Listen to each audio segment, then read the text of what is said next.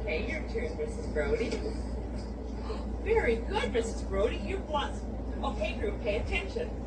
1, 2, 3. Mrs. Weiss.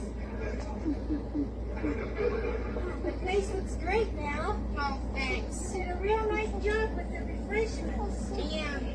I was trying to find ways to get cottage cheese on too big.